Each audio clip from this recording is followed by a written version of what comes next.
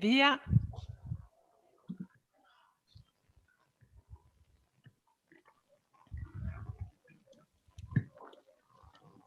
Siamo in streaming, dice, giusto? Siamo tra un attimo.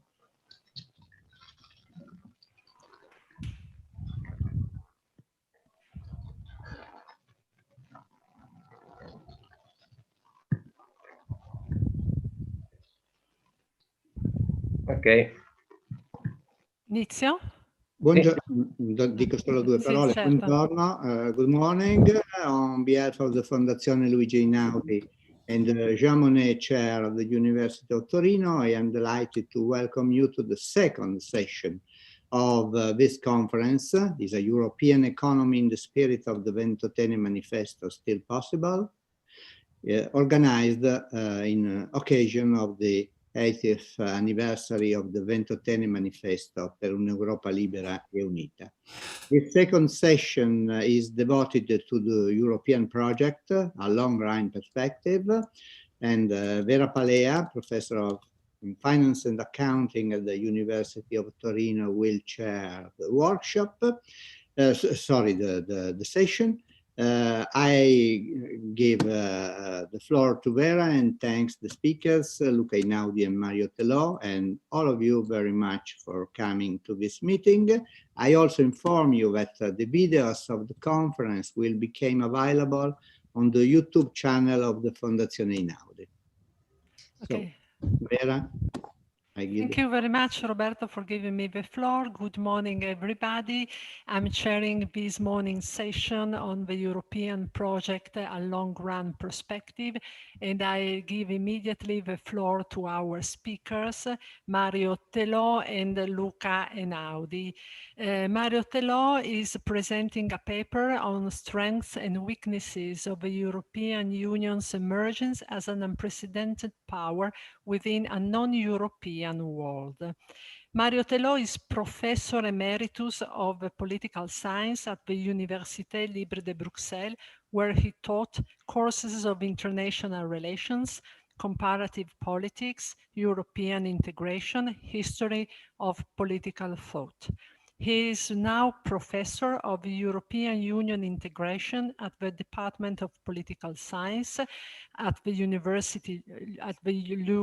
University in Rome, and of Comparative Regionalism at the Lewis School of Government. In 2006, Mario was elected member of the Royal Academy of Sciences. Among his numerous publications are L'Europe en crise et Le Monde, Regionalism in Our Times, Competitive and Post-Liberal Trends in Europe, Asia, Africa, and the Americas, and he is also editor of a vast array of books. Mario, the floor is yours. Thank you very much, Chair Vera Palea. Thank you very much. It's very nice. And thank you, everybody, for inviting me, Roberto in particular, and the Chair Jean Monnet. I think I will miss the social program dimension of the Turin conference. I like very much direct interacting with you. However, this is just postponed, I hope. And so I will try to use a PowerPoint in order to make my speech shorter and to improve communication. Well, I will address the title of the conference. Yesterday we had let me say, the context, the historical context of the text.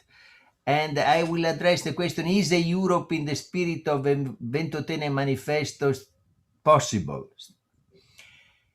And I will address in particularly the international identity, an international profile of the European Union, strength and weakness of the European Union emergence as unprecedented power within a non-European world.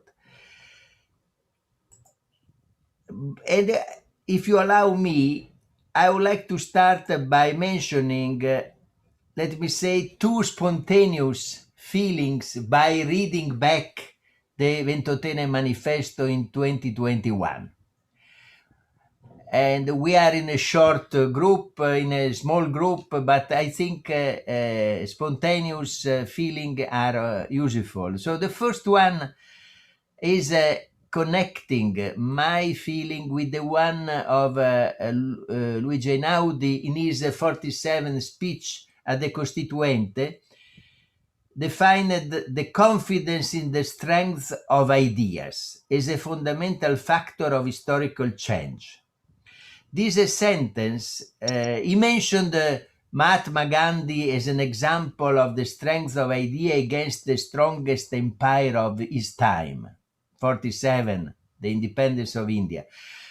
But I will read this sentence with the glasses of the current theoretical debate in international relations, where we have a new wave of studies or research precisely on the impact of ideas on historical change. And the constructivist theories are sometimes well combined with the neo-institutionalist approaches, which is, for instance, my one, where, for instance, by discursive neo-institutionalism, we focus on the relevance of ideas, projects, the subjective factors shaping historical change.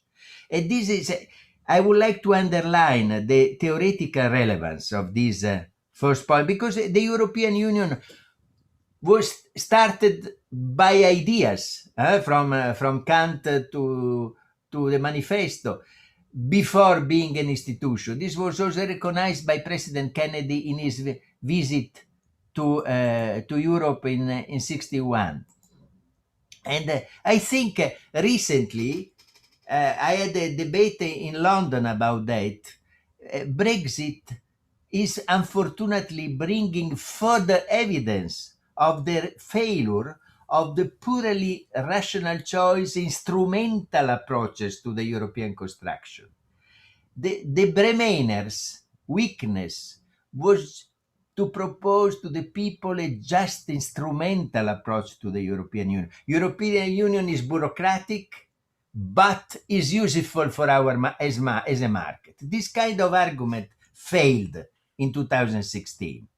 And so we see how relevant ideas are to shape the present and past, present and future of the European Union. This is a first reaction I had. The second one, spontaneously, that if you read the manifesto again and again, beyond details, beyond updated sentences, you have the feeling of an idea of zeitgeist, an idea of that Europe can be a distinctive and original model of modernity and democracy in the world. I feel this extremely actual now, not only for the decline of the United States reputation, moral and political reputation in the world, and to some extent the inward-looking tendency in the UK, and I would say also the poor situation of the China's soft power. Europe has, for the maybe more than in the past. I had a talk with Roberto about that. More than in the past, has the chance of proposing itself as a global model of modernity, the combination of economy and social dimension, sustainable development in European way, fight against COVID, and in particular of a special democracy model, and a special model of promoting democracy in the world. This was also said to some extent by some leaders, like Merkel. She said that in the context of the divided West, I mentioned the book of Habermas in 2005, we have to take on our shoulders the responsibility of defending the Western values, multilateralism, tolerance, reciprocity in international relations, fairness, and so on. So this is very important because, in my opinion, in particular, not only in Turin, but also in Brussels, we can defend this anniversary, the good idea you had celebrating this anniversary, the 80th anniversary, defend this message that this should influence the conference on the future of Europe, upgrading the cultural and the institutional level of the European perspective. So this I anticipated yesterday also in my dialogue with Graglia, but I think this second message is particularly important. Maybe is an heritage of the reading Hegel in the understanding and the research of Spinelli as author of the manifesto. So this two spontaneous feeling I would like to communicate. Then I come to the topics addressed by the organizer. The question of the let me say, the possibility of Europe to play an international role as a political actor. Paradoxically, we have the message of the manifesto emerging in the worst moment of the war, the best period for the Axis. And I would like to emphasize that the structure of the manifesto is based on a research question, on a logic question. Are the conditions for the implementation of our ideal mature? Could a Movimento per un'Europa Libera Unita be successful in the current internal and external circumstances? That this is not a player in favor of Europe. It's not only a manifesto in the sense of an idealistic player. It's also a logic construction, only provided certain conditions, the ideal can be pursued in a realistic way. I would like to emphasize this point because, I said yesterday, is similar to the logic of the project of for perpetual peace of Kant. We can have the peace only provided three conditions, said Kant. So this is a very important, is a rational theory of Europe. It's not only a player in favor. Answering this question is a complicated issue, is a challenging issue. There are two wrong answers 80 years later. The first one is that Europe was a nice idea at the time of the founding fathers, but has been definitely changed, transformed, downgraded in the 80s and 90s because of the compromise between internal functionalism, the Single European Act, and the international neoliberal context. And then the wave of neoliberalism and the counter wave of populism destroyed Europe. This idea is is a narrative very strong in some historian milieu. I mentioned Mazauer, for instance, Columbia University, but also in the UK. Particularly after the Brexit, we have let me say, a shift of many intellectuals toward this idea. Was a good idea for the second half of the 20th century, but now it's dead. The second negative answer is that, in my opinion, Europe can only survive when provided it takes the form of Europe puissance, au sens de Gaulle, in the meaning of a state sovereignty, protectionist, hardliner, Europe fortress, and so on. The first approach is, of course, there is something true, but the first approach is forgetting that Europe survived the Euro crisis, survived the most important economic crisis, and the following wave of populism. Populism is still there, but was defeated in the European election of 2019. Brexit survived Brexit. Europe survived the dismantling presidency of the demolition man Donald Trump.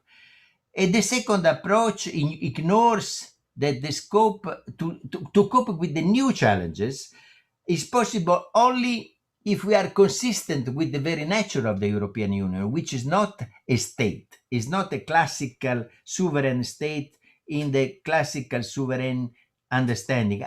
In my paper, I come into details even as the literature is concerned. So I think these two answers must be criticized. We have to try to go beyond. The European Union has its card to play after surviving such big challenges, and secondly, has to continue by its own way to power, its own way to a distinct notion of power, which cannot be a copy of other powers. What new in the 20 per il suo I hear someone intervening. Aveva incontri con appunto i vari Eden, i vari ministri, con Bidot, con Yes, I think it's not the Gaullist way is not the right way. Sometimes we have still this proposal for Europe, a kind of European Gaullism, which is I will bring argument later on against this perspective. But let me start by saying that I'm quite let me say open for the future, because some of the documents elaborated in the last years, some of the behaviors of the European Union in the last years are really I mention here a list of papers and documents, look at establishing a dynamic link between the steps toward the political unity and a more proactive role in international politics by the concept of strategic autonomy, which will be the focus of my second part of the presentation. Strategic autonomy is an original answer to both the wrong approach above. I think it can be explored, it deserves to be explored, and because it's a new way to address the research question of the manifesto. Under which condition can an enhanced internal political unity and strategic autonomy make it possible for Europe to cope with the current international challenge? How can answer to the question of, as you remember, un'Europa libera e politicamente unita come leva per relazioni tali con altri continenti da costruire un ordine mondiale di pace. This is the original link between European political union and global peace. Is a revision of the Kant idea, because it starts by a regional unity, is a stepping stone toward a global peace. This idea of peace by pieces is today possible? My answer is not yes or not. My answer is yes, provided the following conditions. And I classify the condition in two groups. On the one hand, the fortuna, that is the external and international conditions. And on the other hand, the virtù, which are the subjective, internal condition. Let's start by investigating fortuna. Are the objective external international conditions favorable or not?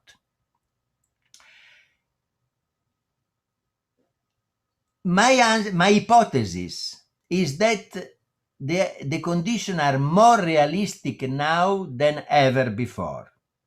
At least I pose as an hypothesis. I would like to bring some demonstration. Yesterday we discussed about the interwar period. In my opinion, in the interwar period, the failure of the European project, the Memorandum Briand, was because of the lacking answer to the crisis of 29. No European answer, democratic answer to the social economic crisis of 29.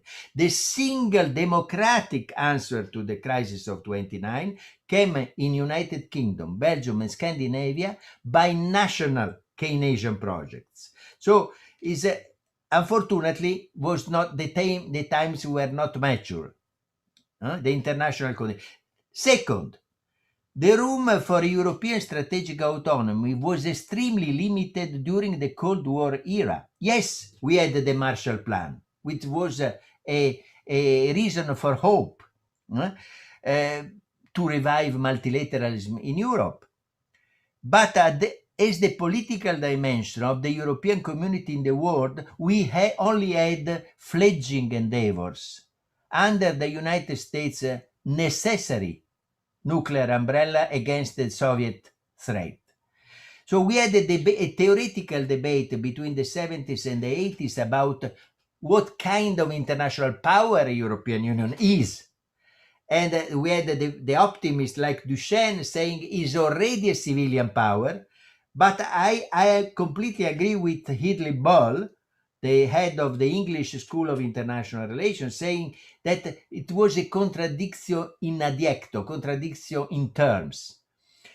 Because without the nuclear umbrella of the United States, Europe was really incapable of defense, totally incapable of defense. And this was a situation of dependence, structural, in the context of the structure of the bipolar world, Soviet Union, United States. So even in this period, it was extremely difficult to European Union defend a political union as a precondition for a international political dimension. That is the reason why I think today we can explore whether there is something new in the 21st century. Number one, whether the international context based on a multipolar power structure and the multilateral relation among states based on reciprocity and even relation among states can be applied to the multipolar, can be compatible. It's possible the multilateralization of the emerging multipolar power structure. This is an extremely controversial issue in the international relations debate. We have 100 books on different points of view. In every country, I had a debate in Beijing about that, in New Delhi, in Brasilia.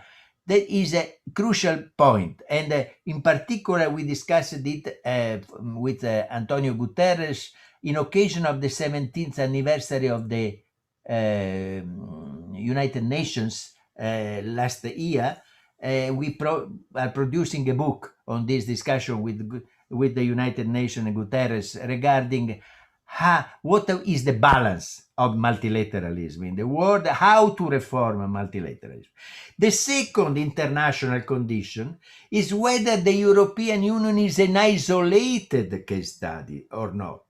The annals will focus one issue on this theoretical and empirical and comparative challenge. I think in the next month, Roberto can confirm it.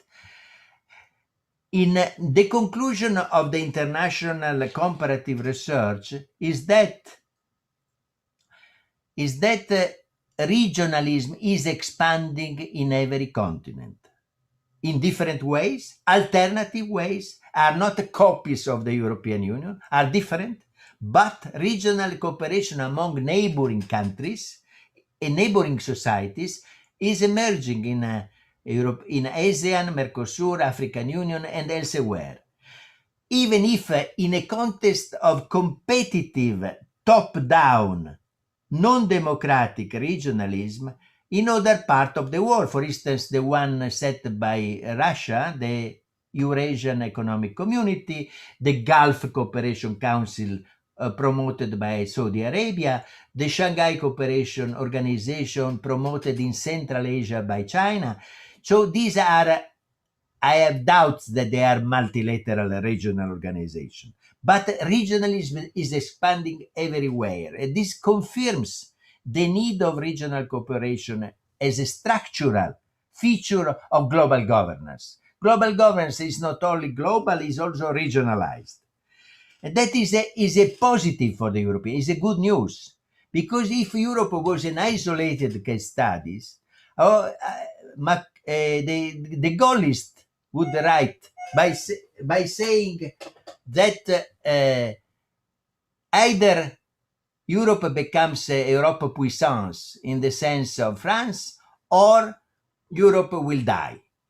So this is a crucial issue in terms of comparative research. But we have already 100 books confirming that regionalism is a structural feature of global governance. So multilateralism is in crisis, but is far from dying.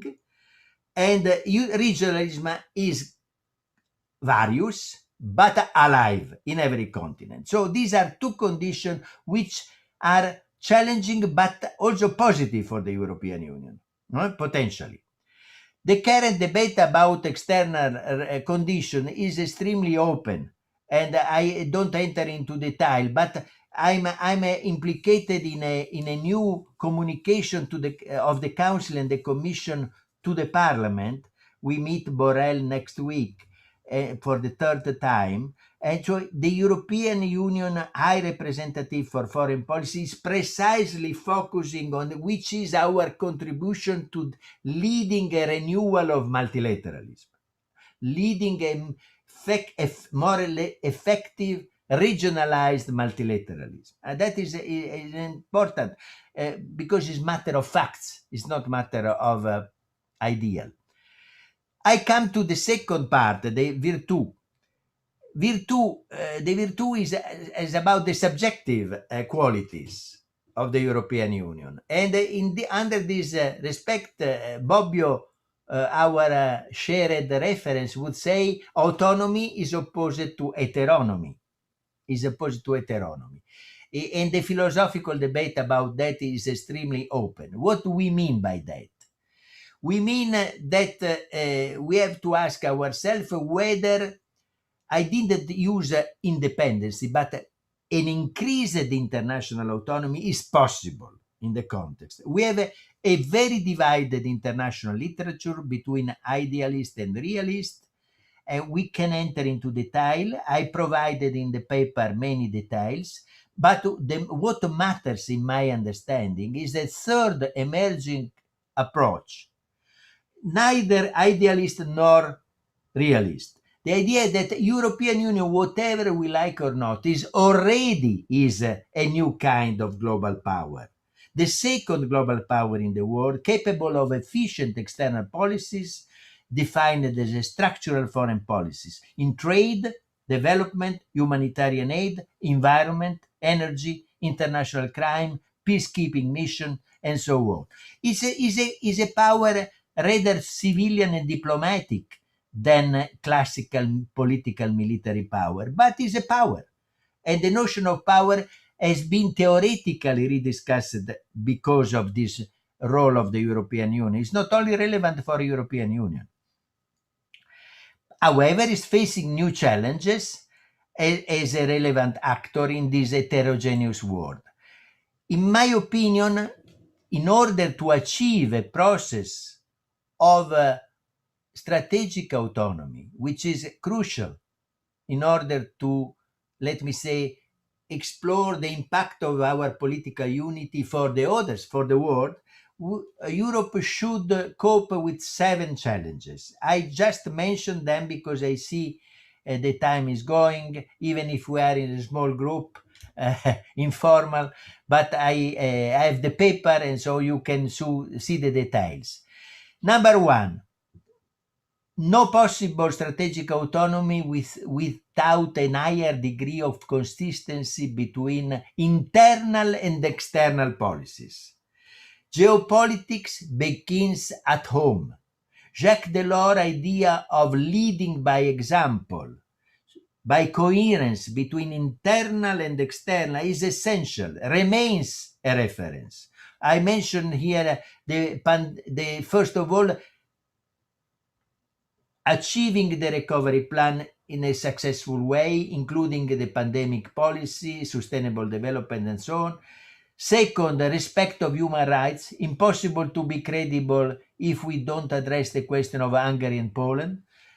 as defender of human rights and democracy in the world, migration policy against the devastating external image of Europe fortress. There is a strong link, particularly in Europe, between internal and external. Second, the question of Europe as a security provider. We can be clear, we need NATO for several decades again, because we cannot have a European security without NATO for a while.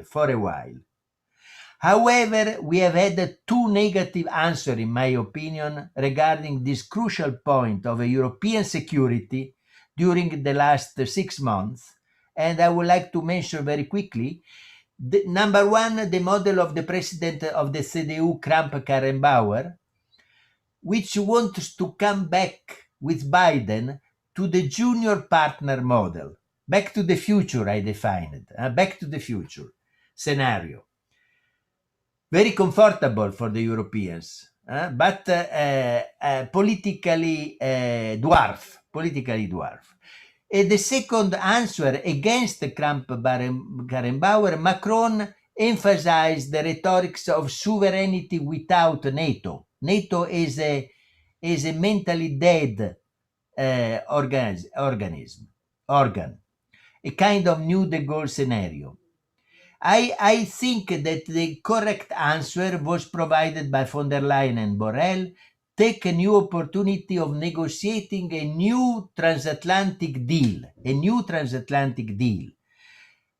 sharing to some extent the security, in particular the nuclear security with the United States, even if less dramatic during the bipolar world, and ensuring some common programs with the United States, for instance, regarding COP26, regarding WTO, and other multilateral priorities.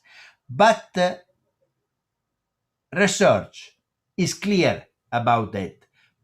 Do prevent a too high expectations crisis.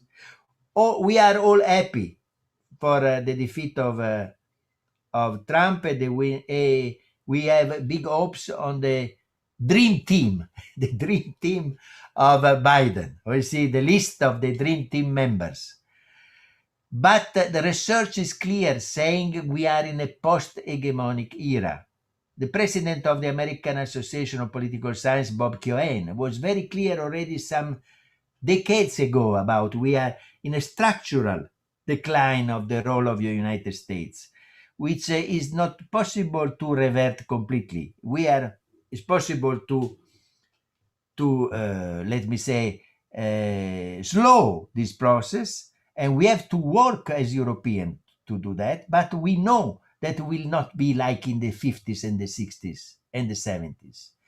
So that is, in this context, Europe must take on its shoulders part of its security. The most effective, number 3, that is extremely important in my research. Roberto is aware about that.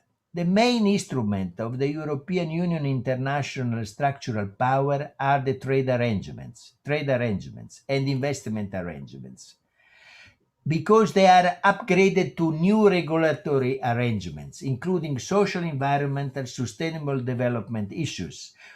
I listed here a series of success. The last one is the CAI, Comprehensive Arrangement on Investment with the People's Republic of China.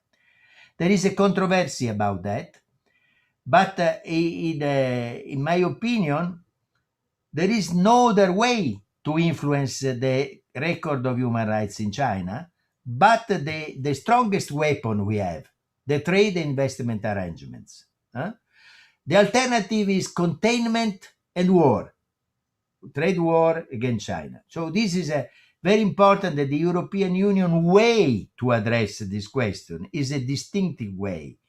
And I defend this approach because it's quite effective in defense of our interests, of our values. 4, strategic autonomy of a global actor means that for instance, our Asia policy is a matter of fact, after arrangement with Korea, Vietnam, Singapore, ASEAN, China, Japan, Europe is a power in the Asia-Pacific region.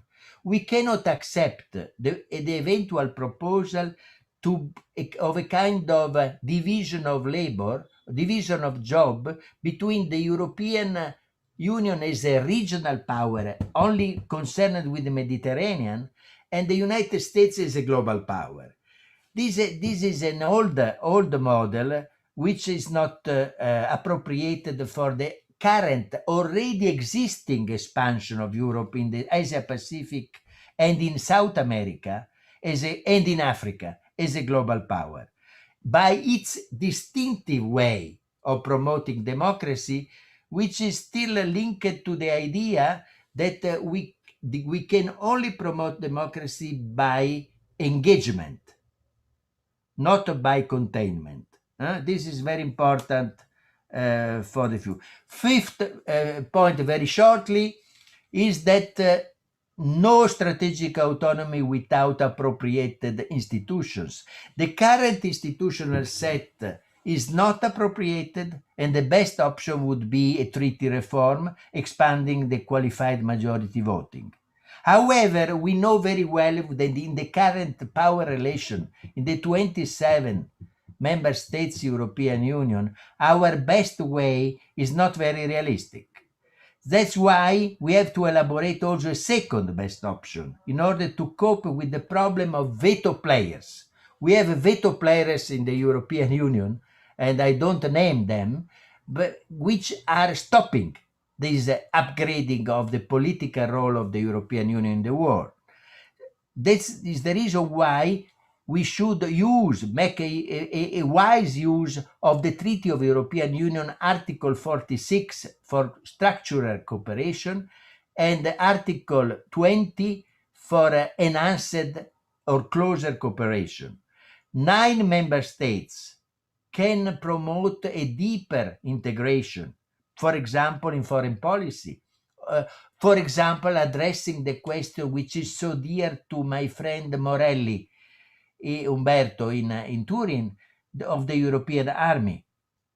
SPD proposed the creation of a 28th army in the European Union, not replacing the national army, but complementary to that. For instance, a debate is open about that, but we have instruments in the Lisbon Treaty, provision, making it possible further integration as a second best option. So the institutional side, this is a lesson of Spinelli, is essential for strategic autonomy.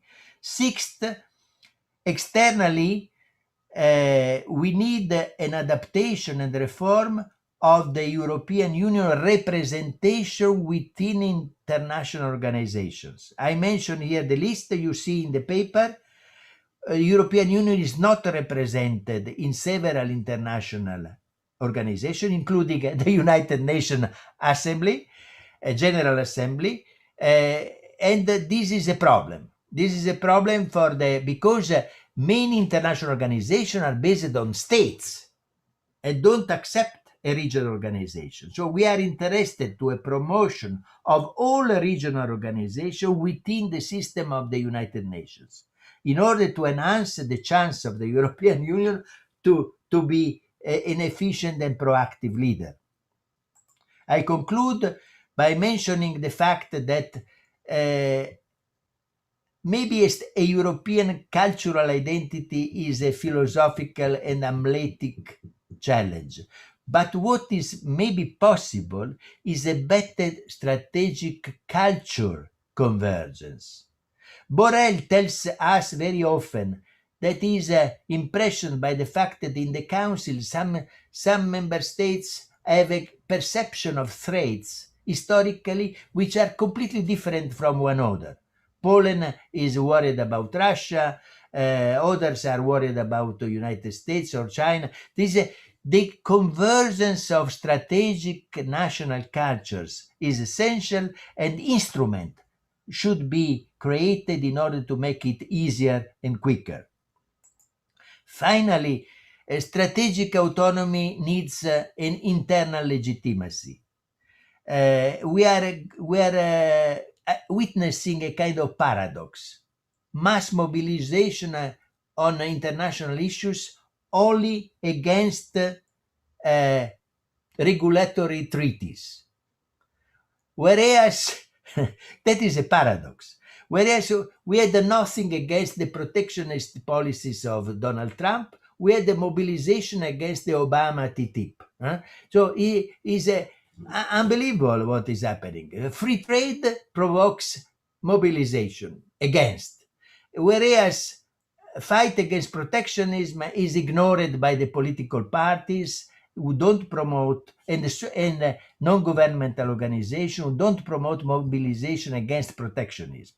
So I think the main issues of global politics, peace, free trade, and so on, could be not only matter of people debate and mobilization, but also drivers of a larger consensus for the European Union. That is a challenge for the years again. I conclude by saying that the manifesto, I read the manifesto not only as a basic reference for the federalist movement, but also a classic text in the Calvino understanding, a universal reference for the most open and comprehensive European idea, anticipating the zeitgeist of our time. The regional unity is a step toward global peace. Political unity is a step toward strategic autonomy and global peace. I mentioned several conditions for that, and I mentioned the method of Spinelli. I don't use the word pragmatism, which is a kind of giving up of the thought, but I say the wise idea of politics as a gradual persuasion of the largest possible array of leaders and people about the European political unity. So I mentioned here his interaction from Crocodile Club and so on, which has a very large array of people, which is needed now. So that's why I prefer the word Spinellian moment in 2021, as you suggested, by addressing the question of the actuality, the actual meaning. Then Hamiltonian moment, which has been suggested by the journal Economist and by Schäuble in Germany. At the conference of the future of Europe maybe can address this question. The basic condition, of course, is the consistent implementation of the recovery plan, because this is the historical step forward. And we see in Italy how fragile this is. But I guess this is truly the challenge, because the alternative is that I had a debate with David Frost, which is the prophet of the Brexit.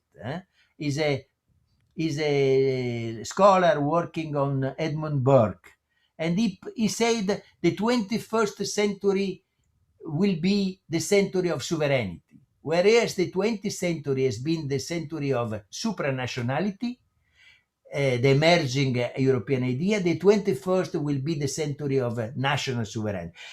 This is the alternative. This is the alternative. I think this is the challenge for our contribution, for our future endeavor. Thank you very much.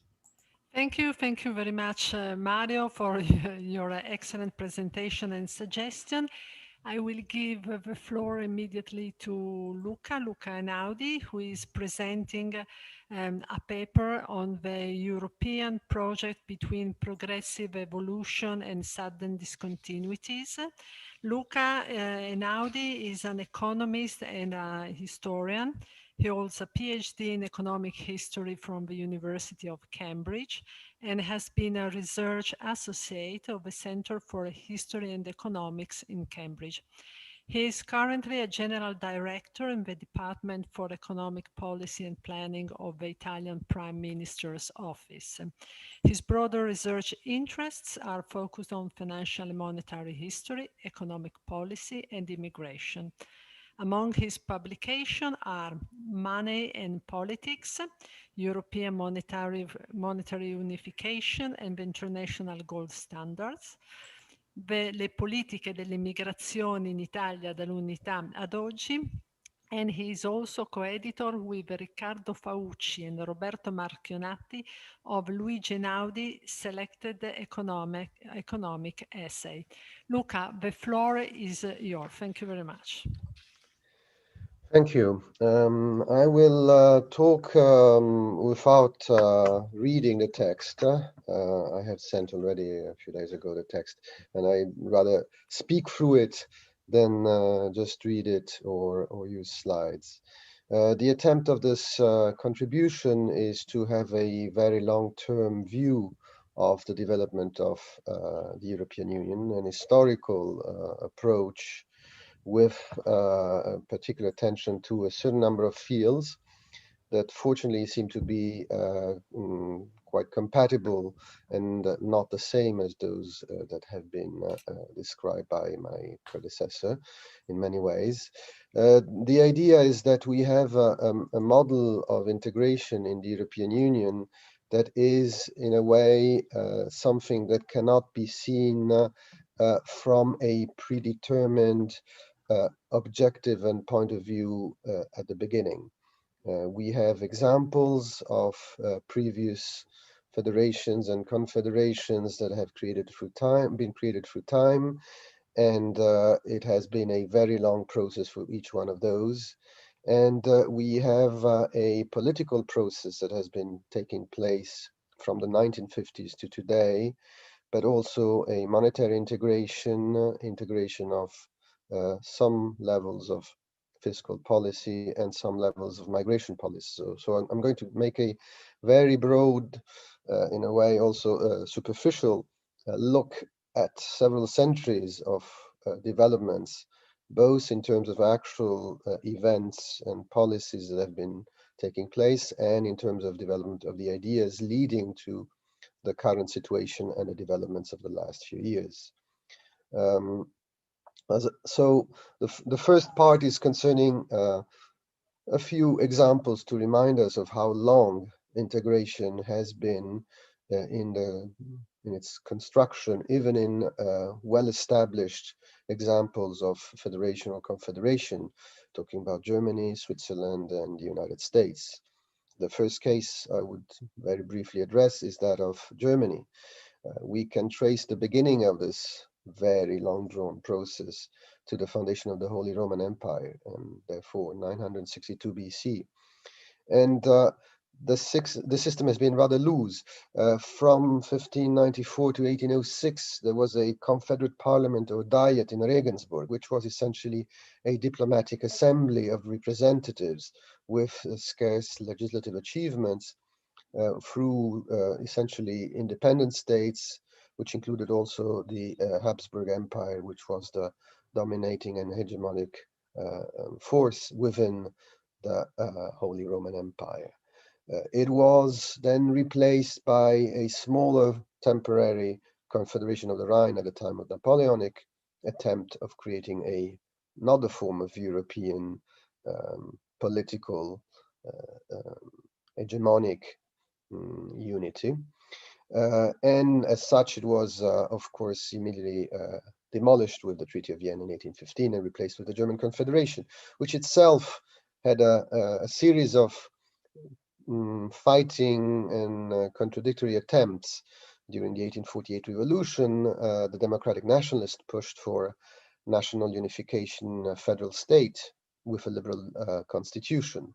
And with a debate between a smaller Germany, larger Germany, that attempt was defeated, and it was replaced by a smaller confederation dominated by Prussia from 1866, and then the German Empire from 1871. But even there, the federalist German system was fighting between authoritarian tendencies in the use of power and federalist tendencies. Because the German Empire was composed of kingdoms and dukedoms, there were a number of several independent members and sovereigns below, but a great power of the German emperor, which was transformed during the Weimar Republic into a very strong power of the president. And we know that the president of the Weimar Republic was in fact an instrument that was derived as an evolution from the German emperor, but also allowed for an abuse of its powers, because it could, the president could appoint a government without the majority in parliament. That was the situation in late 1920s, early 1940s, while there were two anti-institutional parties in parliament, the Nazi and the communists. But this led to the possibility of modifying that structure just by interpreting and using differently the institutions, and that is what Hitler did. So the whole structure was again reinvented, a new form of federalism, again with a larger power of the land in 1949, with the creation of the Federal Republic, which then evolved into the United Germany after 1990. But that is to say how long and complex and through how many military conflicts past the creation of a truly federal system within Germany. Switzerland also had a complex history from the early cantons that united at the end of the 13th century until the last accessions in 1815, that is through more than 600 years of history of accession of new members. A civil war was necessary, a very brief one and almost bloodless war in 1847, to pass from a loose confederation to a more cohesive one, and to introduce a national parliament, a constitution, and unify the currency, because for the first 650 years, every single canton had a different currency within the Swiss Confederation. In a different manner, but also a complex history, the United States. From the early states of the 17th century to the War of Independence, it was a first constitution was very confederal in nature. I am here making reference to what Luca Einaudi was describing. So in the first few years of its existence, very difficult process of decision making.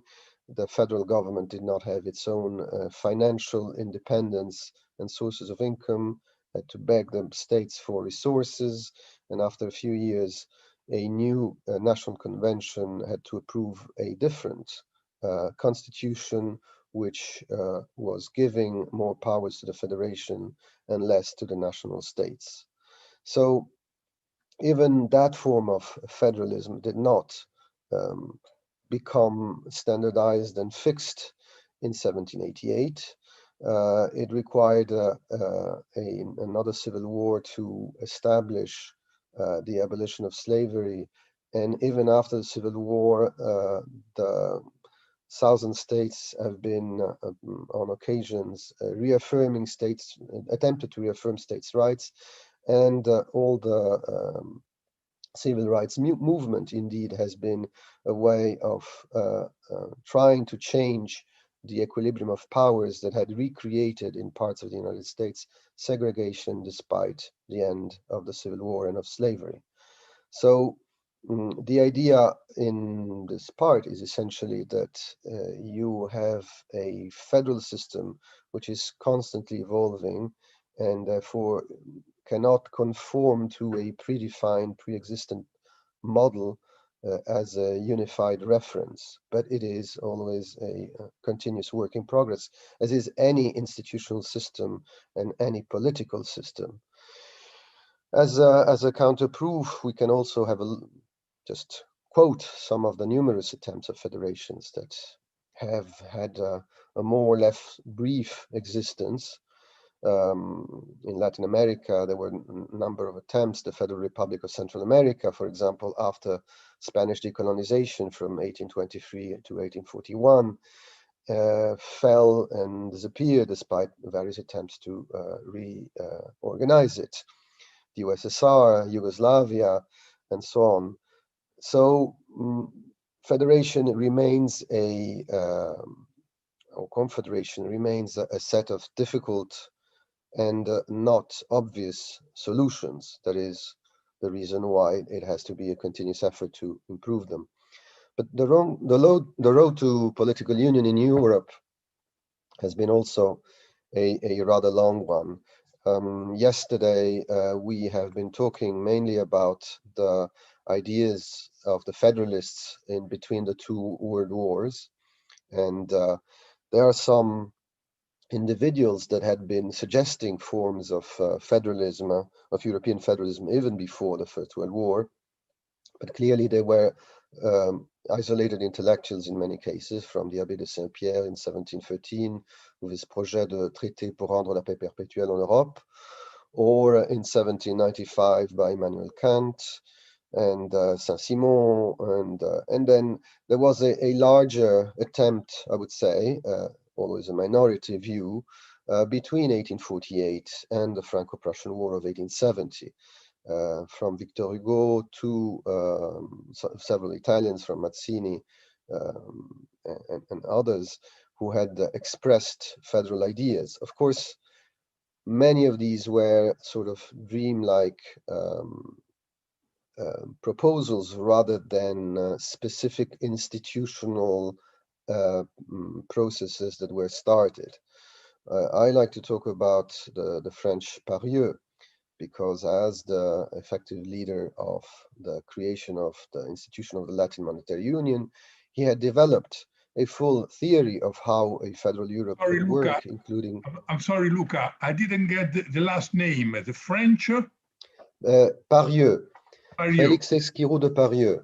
Félix Esquirou de Parieux was the vice president of the Council of State in France, and was guiding the Latin Monetary Union in effect. And in 1870, in April 1870, at the most unfortunate time, he had produced a traité de principe de politique, in which he was suggesting a European Parliament, a European Commission, and European monetary unification in a much more developed fashion than many others. The problem is that he was a minister of the government of Napoleon III at that time, and 3 months later, France went to war with Germany, with Prussia to be precise, and then with the whole of the North German Confederation and the other German states, and that created a new political situation that swept away that kind of possibility. So Parieux was not even considered, I think, at the time. So the political circumstances around these ideas have cancelled the possibility of European federalism for a time. But then after the First World War, and particularly after the Second World War, they became the cause for pushing it further, because it was clear that the growing destructiveness and other conflicts was unsustainable for Europe and for the Europeans. So I will skip through some of these debates. I will just quote the Pan-European League and Coudenhove Kalergi that we have discussed yesterday as well. The advantage of the Pan-European League was indeed that it was involving a much larger number of political actors, despite its ambiguous nature and the mistrust that most intellectuals had towards Coudenhove Kalergi.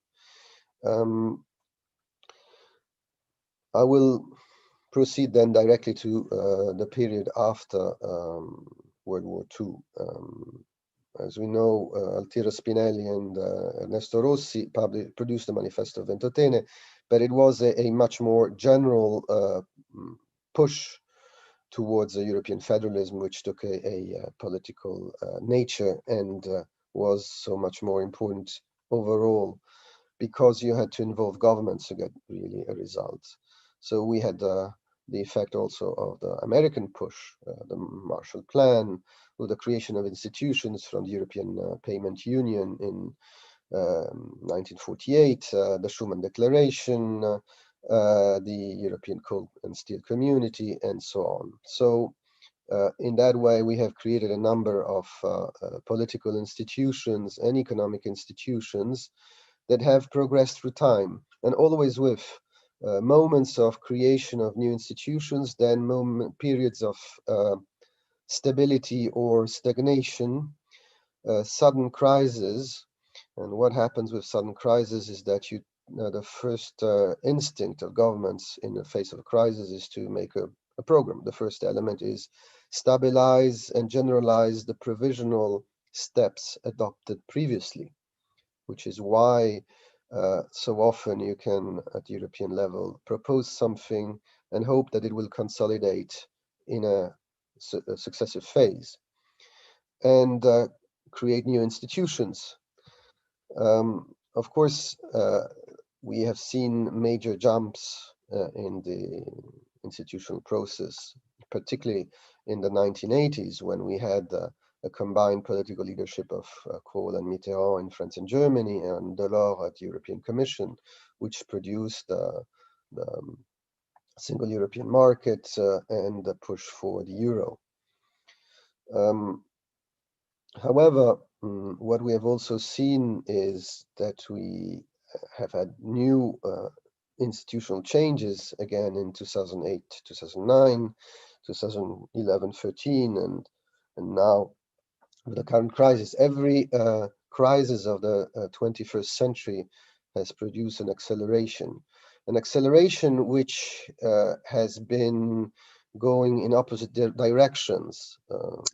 I anticipate here what I would say rather later is that you have had, in fact, a breaking of a number of established ideas and a reversal of the orthodoxy in various phases. In 2008, 2009, I was attending G8 and G20 meetings, and it was in a way surprising to see how suddenly some European governments, in particular the French, were reversing their liberal economic policies to become extremely interventionist. How this reversed again in the other direction towards austerity briefly afterwards in 2011-13, and how again, after having established for a number of years the importance of balanced budgets and austerity, in 2020 the whole structure was suddenly completely suspended. And this will bring us also to discuss about the issue of the common European debt, because it has appeared, despite expectations, all of a sudden in 2020 as a reaction to another shock and a crisis. So I would move to have a brief look at monetary unions. We tend to forget it, but in fact, European monetary unions, localized or extended, have been a very long-term feature within Europe. They have been often forgotten, but in Germany in particular, given that Germany was divided into hundreds of different states, we can record at least from the 14th century monetary federations, a South German Monetary Convention in 1566, Austro-German Monetary Union in 1753, and then we arrived to the Münzverein, that is when the German states in 1834 created a common customs union, the Zollverein. After 4 years, they also adopted a monetary union. Of course, these monetary unions were simpler than they are today because they left in existence the pre-existing institutions and coinage, and did not create central banking, did not share issue of paper money. But the evolution was along the lines of the evolution of the economy and the financial system, as there were no major central banks at the time. We have Central Bank of Germany, which was created only after unification in 1872. And this evolved into the unified German mark only at that point. We have the examples of the Latin Monetary Union, which lasted from 1865 to 1926, 4 countries, France, Italy, Belgium, and Switzerland. And then an attempt to turn it into an international monetary union, European-wide or even further. By the war of 1870, the attempts of extension, which had initially seemed very promising, had failed.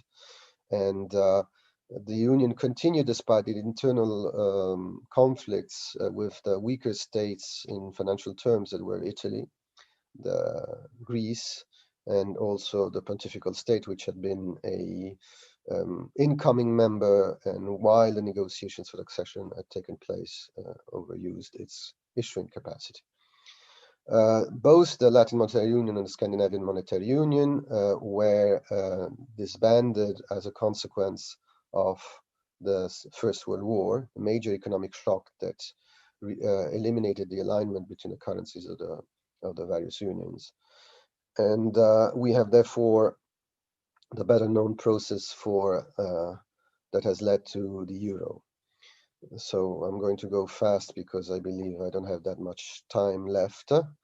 But essentially, what we see is that since 1999, the constitution of European Monetary Union has changed de facto much more than one would have expected. If we look at the instruments that have been developed and used by the European Central Bank in the crisis through time, they have really a limited relation to what would have been the expectation when the euro was launched in 1999, as a proof that the system, despite all its rigidities, has a capacity to evolve, and it goes a bit by sudden change and strong discontinuities. So one of the issues for a federation is, of course, how many financial resources are available. Here I quote Luca Einaudi quoting Alexander Hamilton. So I am talking in this case of the Hamiltonian movement, because Hamilton was noticing that you can't really talk about real powers of a federation if the federation doesn't really have real resources that it raises independently from single federated states. On that account, the European Union is still very far from an optimal situation. First of all, what is the size of the European budget? When the European Community was started in the late 1950s, the budget was less than 0.1% of the combined GDP. Through time, it increased to a maximum commitment of 1.28% of the budget in the 1990s, and then was reduced to a little more than 1% for the fear of excessive net contributions to the European budget in the face of enlargement towards Eastern Europe, and therefore much poorer states and the traditional founding states, and also those that had joined them, did not want to have such a commitment. It is still at this very low level. It will increase a bit because of the recovery, the Next Generation EU plan, but that would still remain below 2%. And a quick look at the state of other federal budgets would give us a difference. If we look at the German federal budget in 2019, it was 4.4% of GDP. In Switzerland, it is about 10-11% of GDP. In the United States, the average through the last 50 years is about 20% of GDP. This shows the wide variety of possible financial arrangements behind a federation or confederation, but also how far Italy is still from having an equilibrium on this account. So the creation of the communities has also been accompanied by funding. The ways of this funding have not been independent. There is a push now to have more and more new resources, and the European budget for 2021-2027 is planning on creating new own resources to be progressively introduced, including a climate-friendly policy that is contribution based on non-recycled plastic packaging, carbon border and digital levy, connected to the emissions trading system. However, these things do not seem to be of the scale necessary as yet to compensate the insufficient size of the European budget. Now, to conclude, the points I would like to make is about immigration and asylum policy. As I believe that overall, despite its partial inadequacies, what the European Union has achieved has been extremely important, and in many ways more than the long history of national conflict within Europe could let us to think. In immigration, we have both a case of great success and a case of, so far, failure. If we think of immigration, we have created a system throughout the Schengen area and throughout the European Union of total freedom of movement for EU citizens. When the Union was created, Europe was coming out of 40 years of creation of visa policies, passports, barriers, and protectionism against movement of people. By 1968, the European Community had created freedom of movement for workers, and this was extended by the various accessions to a total number of 28 countries. Now the British are starting to discover how useful that was the moment they leave the European Union and lose those enormous advantages that were also codified in the Schengen Agreement. Now, the Schengen Agreement is the transition between the benefits for the insiders and the limitations for the outsiders, because we have a much more difficult situation concerning members of citizens of known member countries. They have been protected through time by a certain number of common rules, but the most essential policy, which is linked to giving the right to settle, giving the right to come to work within the European Union, has remained almost entirely national. And it has been also mentioned that this has given rise to what is called by some Fortress Europe. So we have created external visa policies, expulsion policies, readmission agreements, camps for temporary detention of illegal migrants for expulsion purposes. And this construction, which has been particularly strong in the course of the 1990s, has also led to a movement of flows from explicit employment flows that were very common in the 1960s until the 1970s from outside of Europe, to become flows mixed with asylum. That has been a continuous issue. In 1990, an agreement was made in Dublin to regulate how these asylum requests would be dealt with on the basis of the Geneva Convention of 1951, but with a procedure inside the European Union that the first country of arrival would have to deal with the application. With the frontiers of 1990, Germany was the main direct recipient of these asylum seekers arriving from Eastern Europe. Now, with continuous extensions and globalization, those flows have moved further away, and the conflict in the last few years has been, after the revolutions in Northern Africa, about the arrivals to Greece and Italy and Southern Europe.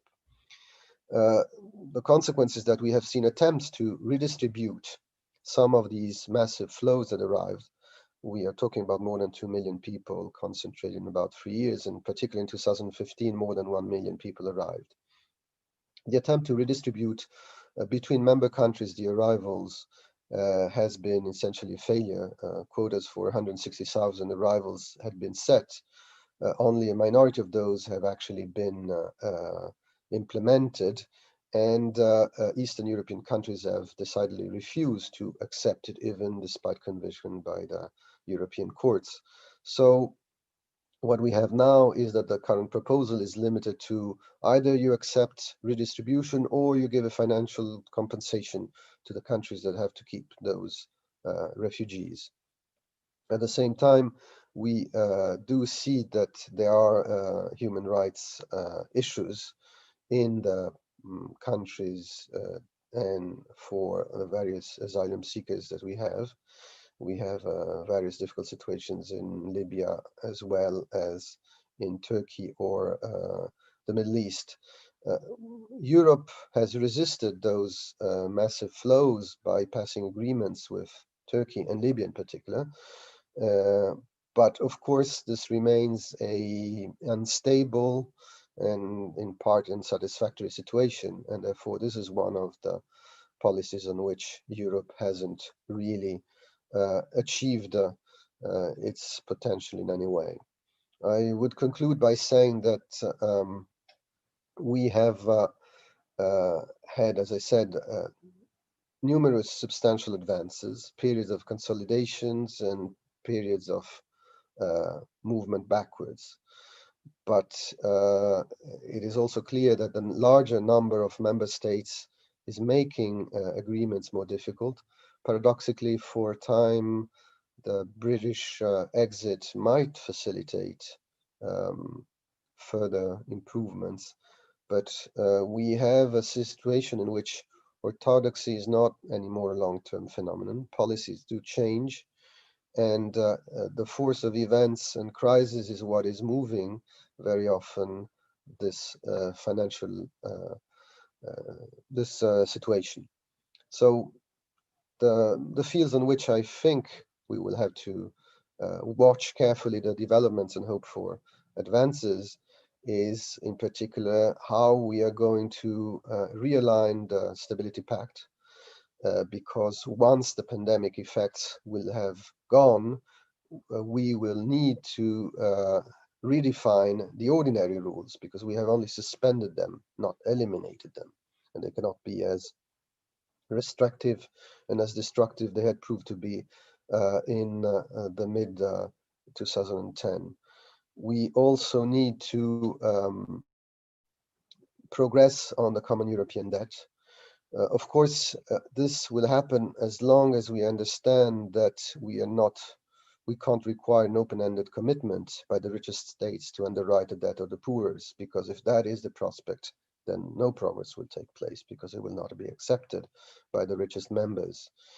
And I think, and also on immigration policies, although they're still largely national, and although there will be political resistance, we have an accelerated demographic decline in Europe that will make it absolutely necessary to agree on a joint policy for economic migration that is more open once we have overtaken the peak of unemployment that we will have at the end of the pandemic. Thank you.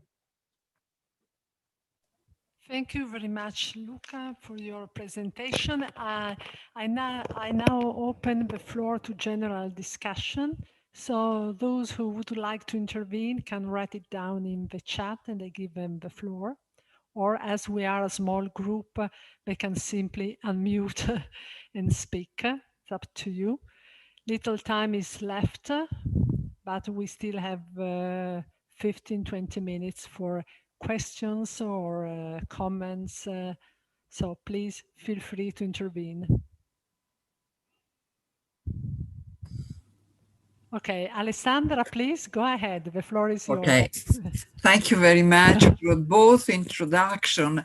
I think that there is very little to add to what you have said. You have covered all the fields, the most relevant field of the Commission. The only subject that I would like that you develop is not wide, legal and so on, is the world of ideas. So we speak about Europe, about diversity. I work on migration, so I thank a lot the contribution of Luca Einaudi, which already said all what I can say on this field, better than how I will say. But I think that very little attention is given, so a lot of attention is given to the principles. Very little attention is to the feeling of people. East European countries are new members of the European Union.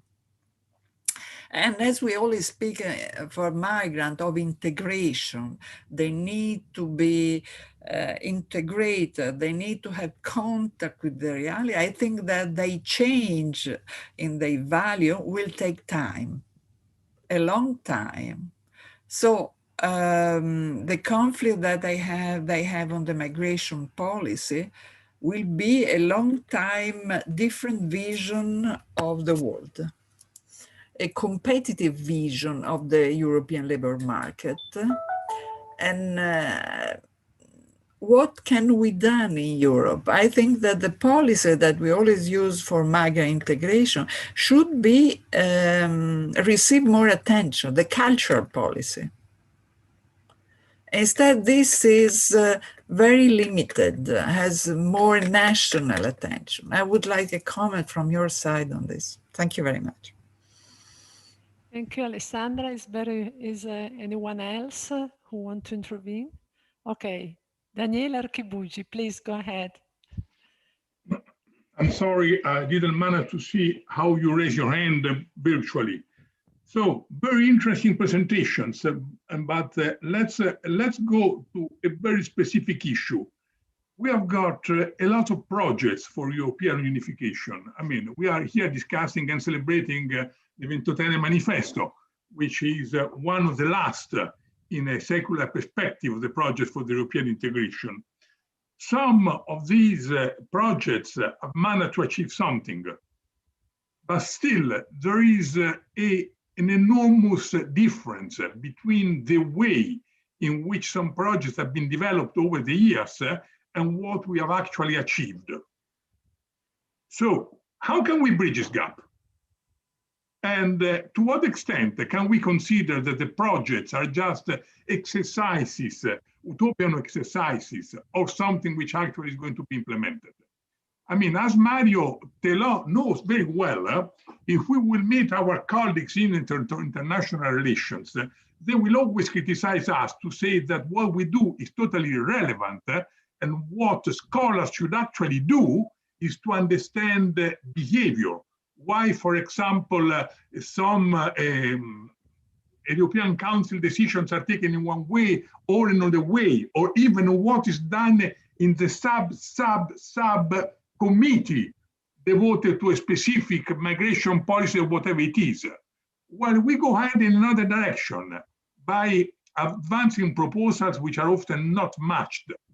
And I think the question is relevant. I think we need to justify that. And then one specific issue for Luca, which I already said, I mean, you know, I enjoyed and I've read and I've even written about quite a lot of peace proposals and European projects of the past, which were somehow the background of my own research on cosmopolitan democracy. You mentioned an author which I never heard about, Palea. Can you tell a couple of words more? Because I've double-checked your paper, and your paper is mentioned, but there's not even the first name. So while we are talking, I tried to spy it on Google, and apparently not even Google managed to provide a clear name. So thank you for providing an additional dreamer, but if you can tell us something more, I will appreciate. May I ask a question as well? Yes, of course, please. Thank you. My question is for Mario Telò. You said that we need a consistency between internal and external policies. And then you mentioned the importance of trade agreements. And you mentioned explicitly the recent agreement with China. My question is, what about if there are conflicting aims or interests within the European Union that relate to the external policies that the Union itself is doing? Let's say, in the case of this agreement, Germany might have major interest than, let's say, Italy to reach an agreement with China. So how do we cope with it? Thanks. Thank you. Any other question from the floor? Okay. Mario, would you like to answer the question first?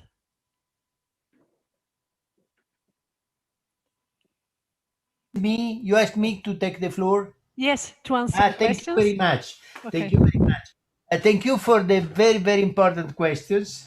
I leave the question of migration to Luca Einaudi because he's the big expert in his presentation.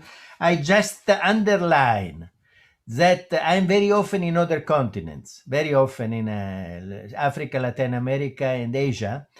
And the image of Europe rejecting immigrants is devastating for the image of Europe in the world. So we have a global power must be first a regional power organizing the neighborhood. We must organize in a civilian way our neighborhood with the Arabs and with the Eastern Europeans, Ukraine, Belarus, and so on. The neighborhood policy is the first part of the global policy. It is not a strategic autonomy without organizing in a civil. I don't say I'm not like the Pope. I don't say every immigrant is Jesus has to come. That we cannot solve all the problems of the world poverty by immigration. But we have to set a clear regulation of this question in a civilian way, respecting the international law. That is the first step for a global power. But I leave to Einaudi, the big expert about that. I agree with Luca also about the question of the Stability Pact. I mentioned the recovery plan, but there is not success in the recovery plan without including a new version of the Stability Pact. Reducing the debt is not in the interest of Germany, it's in the interest of the Italians, because the debt is an impossible charge on the shoulders of our son and our little son. There are fundamental reasons to address the question of the debt today, not in 2-3 years.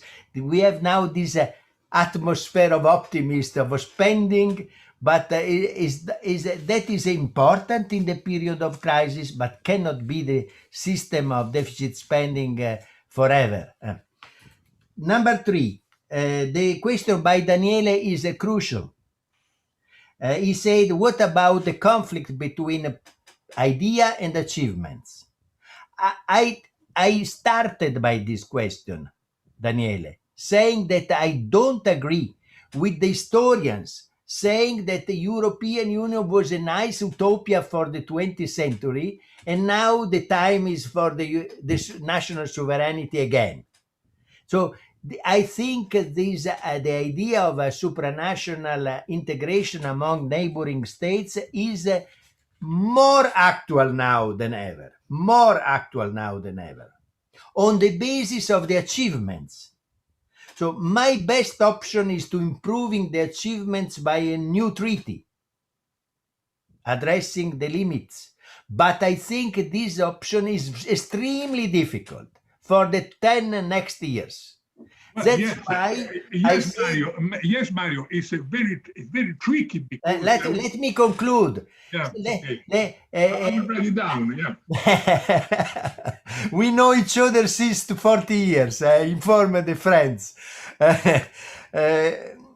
The point is that we need to explore also second best option. That's why my proposal is, in institutional terms, differentiated integration. We cannot be stopped in the Council by veto players. If we accept these veto players to determine the agenda of the European Union, we are really going a very, very deadlock. So this is the crucial point for Josep Borrell. I met him a week ago also on this. This is the crucial point. So my proposal is to make a wise use of the provision of the Lisbon Treaty, Article 20, Article 46, and other articles to make further steps toward integration. Italy, since Luca is an authority in Italy, Italy must take this initiative. And this is not against Hungary and Poland, it's against the current government of Hungary and Poland, but is in favor of the people in Hungary and Poland who wants more integration.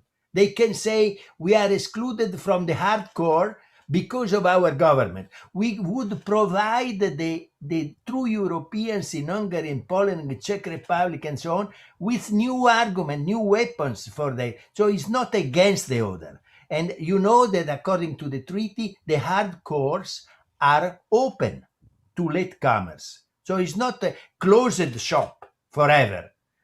Very often in the past, we had an avant-garde, we had an hardcore as the dynamic. The six were an avant-garde, the six in 51 and 57. So this is a good method to advance.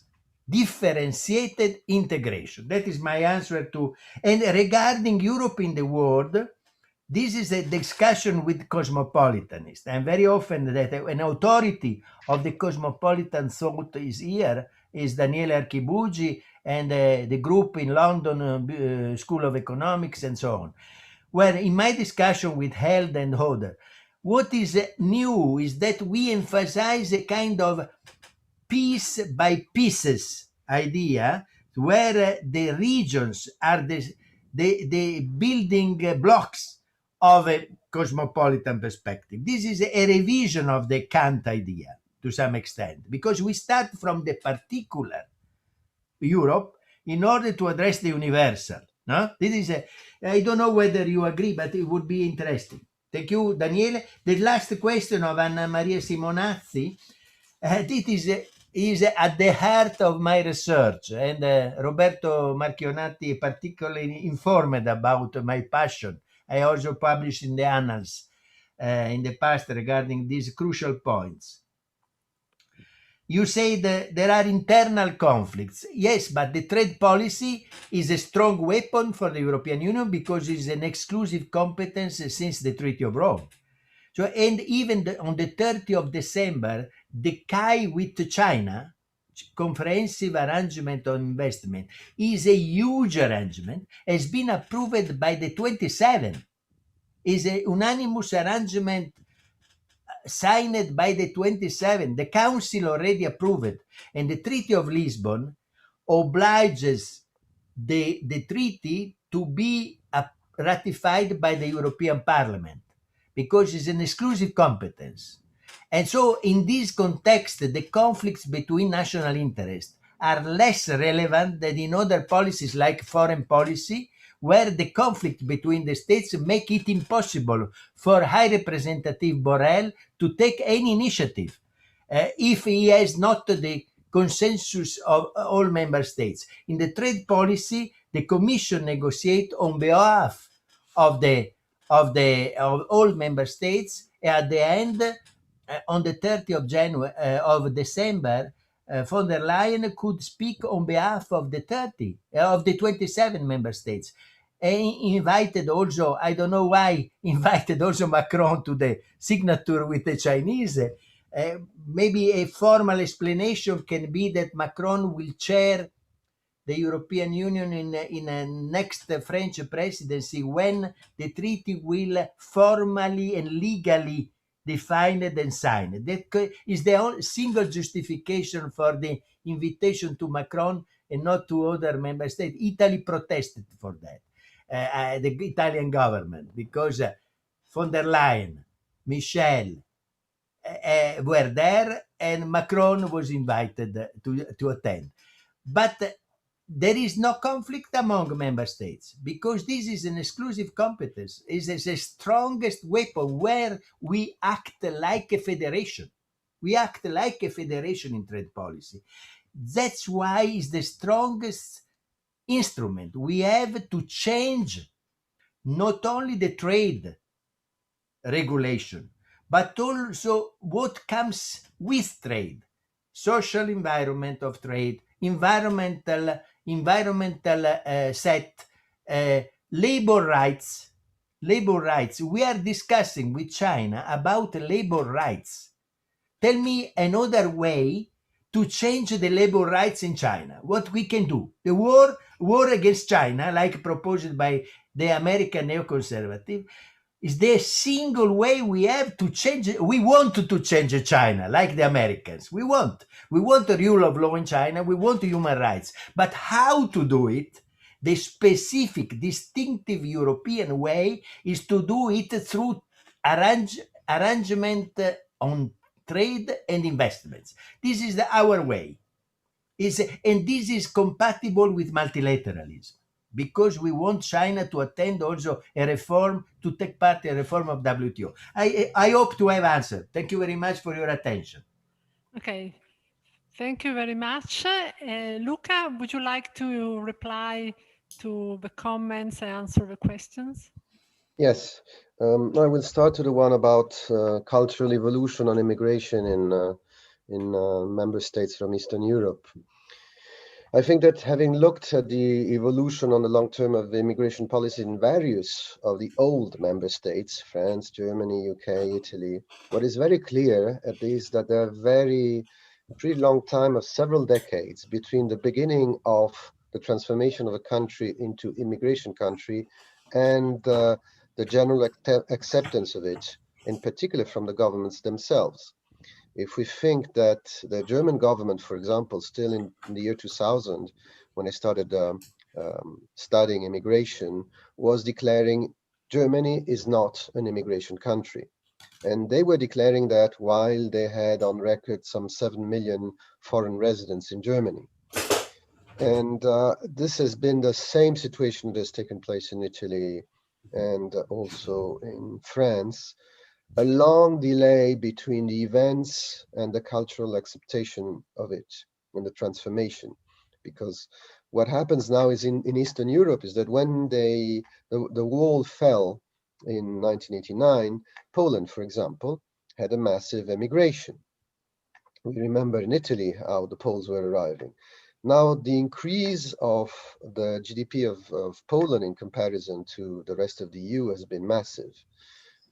We can see already the beginning of the transformation of Poland in immigration. They had massive arrivals of Ukrainians in particular, but clearly what you have is that Eastern Europe is even more hit than Western Europe by demographic decline, population decline, low birth rates. So these economic factors, their increase in GDP and their decrease in natality, will transform de facto those countries into immigration countries. And with a certain delay, there will be also acceptance. Of course, the problem is if you have governments that are inspired by the policy of rejection of immigration, they will not help that transition. So it is not going to be an easy or immediate process, but it will have to go together with political change at the national level. It can't really happen on its own alone. You will have firms that will start to become pressure groups in favor of economic migration because they will meet labor shortages. That is not what is going to happen in these days during the pandemic crisis, clearly. But this is the long-term view I have of it. Concerning instead the projects of unification, how can we bridge the gap between projects and reality? Well, this is the whole art of policy. I think even utopian projects are useful and important because they expand the range of ideas that can be thought and that can be somehow considered and used by policymakers and politicians once the time of taking initiatives comes. I mean, what I see every time a crisis happens, there is a sort of policy reaction, which is 1, let's make a law. 2, let's provide funding for it. 3, let's create an institution to manage the funding and implement the law. Each of these 3 steps feeds on the utopias of the past as possible ideas to consider when politicians and policymakers are desperate for solutions. So any new utopia, in fact, is a positive contribution to the future development. We do not know if in 1 year, 1 month, or 100 years, but that I think is why utopias are so important and so useful. And I will conclude on one of those utopians, Parieux. I was asked who was Parieux. Parieux is a very awkward combination of conservative realist and utopian federalist. He was a lawyer from central France, Auvergne, who became a minister at the beginning of the Second Republic in 1849-51. And then with the coup d'etat of Napoleon, abandoned parliament and became vice president of the Council of State. As such, in 1865, he was charged with managing the conference for the creation of the Latin Monetary Union. And as the French government wanted to expand into something larger, he started delving into European ideas and developed them on his own by reading, by publishing. He published more than 30 articles on the subject, and chaired both the International Monetary Conference of 1865 and of 1867 with more than 20 countries, including the Germans, the British, the Americans, the Turks, and even the Japanese came. So he developed, for a need of finding intellectual foundations, and then with a personal passion, ideas of federalism within an institution, the Council of State, which was in fact more important than Parliament at the time, because it was creating the laws, and Parliament only ratified it at the beginning of the Second Empire. So he became an idealist proponent of a European federation in this brief period when there was actually some possibility of proceeding in terms of European monetary unification between 1865 and 1870, and we made one after. But his contribution from that point of view has been varied by the ultimate failure of the Latin Monetary Union, but especially by the collapse of the political equilibrium in Europe brought by the Franco-Prussian War, which can be seen as inevitable afterwards, but was not perceived as such before it happened. And I'll put more references on Parieux in the paper, but anyway, you can find in my book published in 2001, European Monetary Unification and the Gold Standard, a very large section on his work. Okay, thank you very much, Luca. Time has run very fast because of the excellent presentation and discussion. It's 10 minutes past 12, so I think that we can close this session, and we will meet back in the afternoon section, which is at 2:30, right, Roberto? Yes. Okay. Okay. I thank very much the speaker for their speeches and Vera for handling the session, and all of you for attending the meeting and developing such an interesting and fruitful discussion. The next session, the third session, will start in the afternoon at 2:30 in the afternoon, and will be devoted to the European Union challenges and issues. See you later.